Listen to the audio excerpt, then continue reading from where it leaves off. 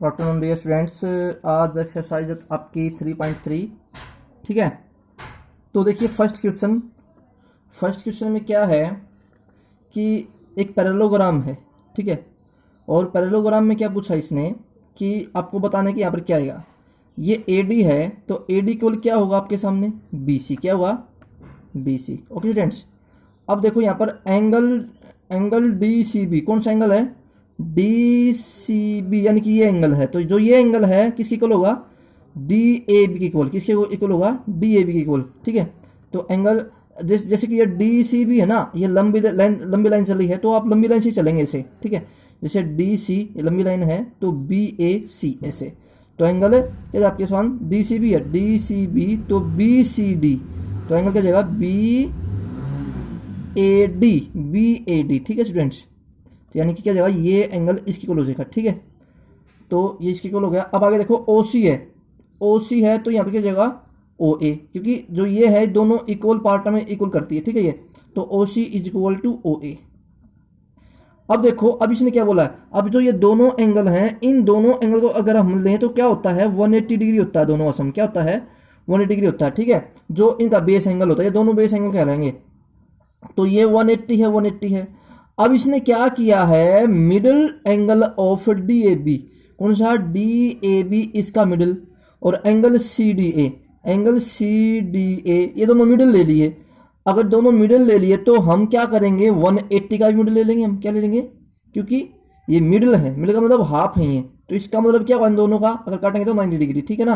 तो जब भी बेस एंगल के बारे में जिक्र आए और मिडिल एंगल के बारे में जिक्र आता है तो हमेशा मिडिल एंगल क्या होता है, ये हमेशा हाफ ही होगा, ठीक है। अब आगे बढ़ते हैं क्वेश्चन नंबर 2 की तरफ। देखो अब आप 2 का फर्स्ट है, इसने बोला कि find the value of XYZ। आपको पता है कि ये एंगल क्या है 100 डिग्री है, तो Z प्लस 100, मैंने फर्स्ट लिखा यहां पर Z प्लस 100 क्या हुआ आपके सामने 180 डिग्री, ठीक है।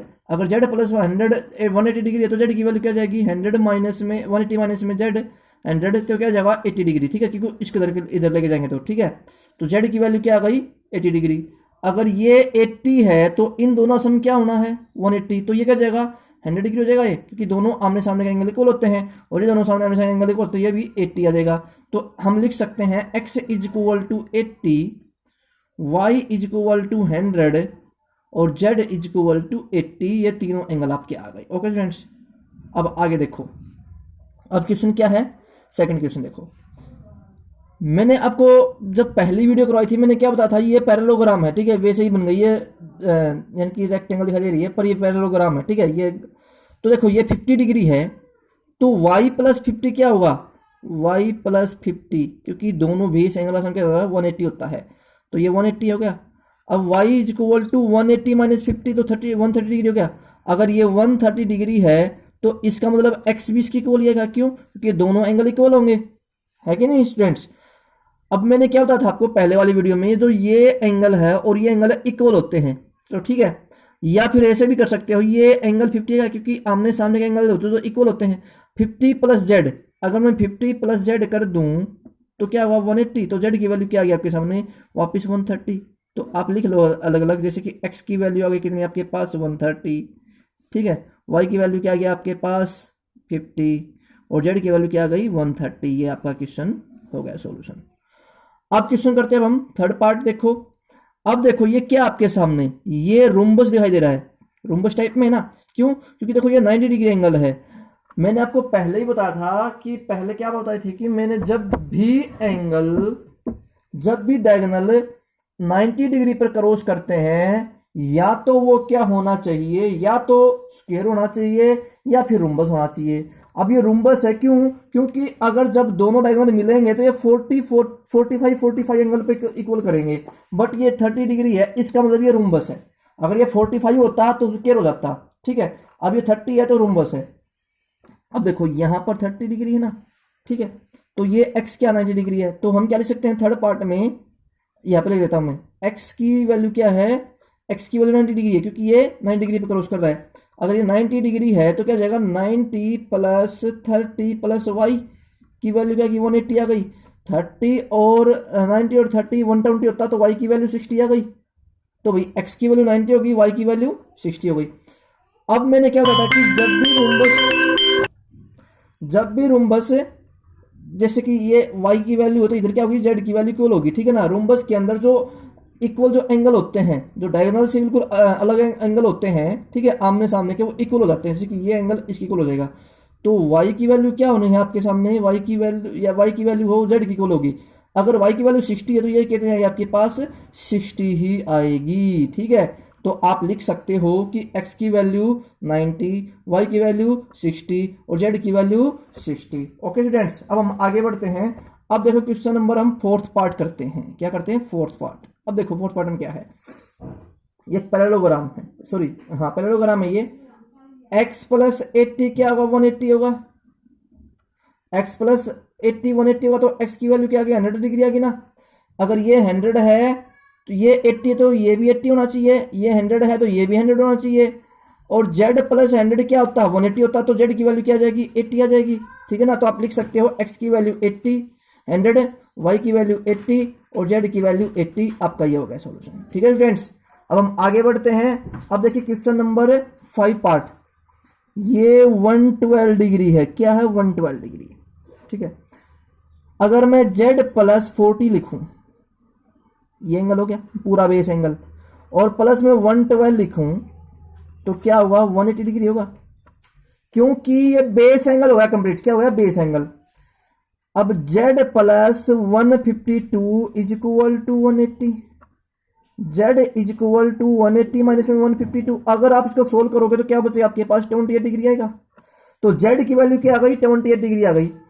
और मैंने क्या बताया कि जो ये एंगल होता है और ये एंगल होता है हमेशा इक्वल होते हैं, जो क्रॉस एंगल होते हैं ना आमने सामने के, इक्वल होते हैं। वैसे तो दोनों पूरे इक्वल हैं, पर जो ये हाँ जो हम इसको इक्वल करते हैं तो ये इक्वल होता है, तो x की वैल्यू क्या हो जाएगी z, और z की वैल्यू क्या है, 28 डिग्री है, ठीक है। और जो आमने सामने के एंगल वो इक्वल होते हैं, तो y की वैल्यू क्या आ जाएगी, y की वैल्यू आपके सामने आ जाएगी 112 डिग्री। यही आपका आंसर है, ठीक है।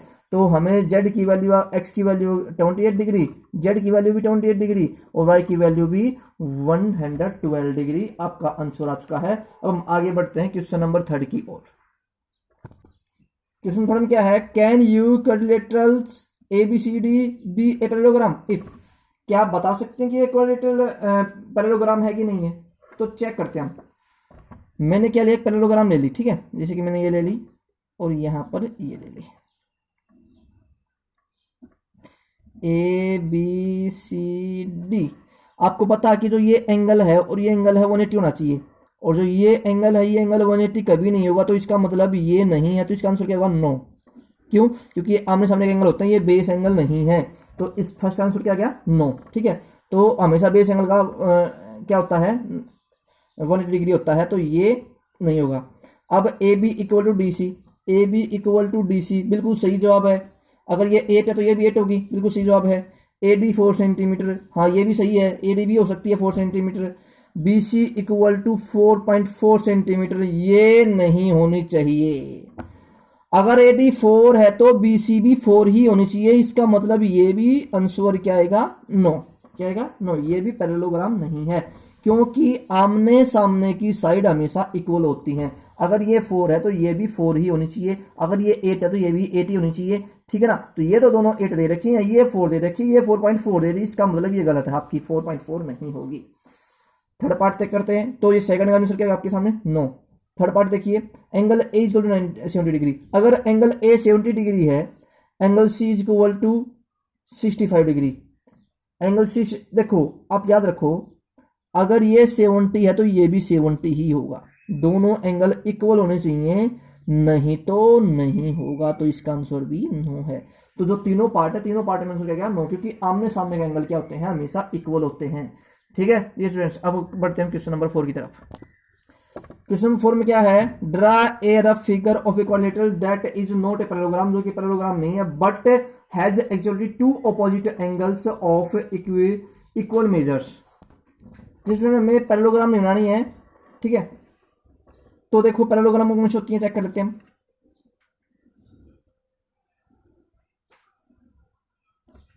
ये पैरेललोग्राम है,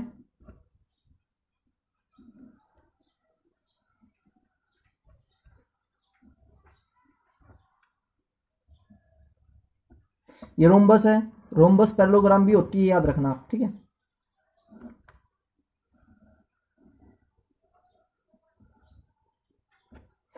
इसमें 90 डिग्री एंगल है, ये भी 90 डिग्री एंगल है, ये भी 90 डिग्री एंगल है, ये भी 90 डिग्री। ये पैरेललोग्राम नहीं है, ये क्या है कि रेक्टेंगल है, और ये क्या है कि स्क्वायर है। Okay students,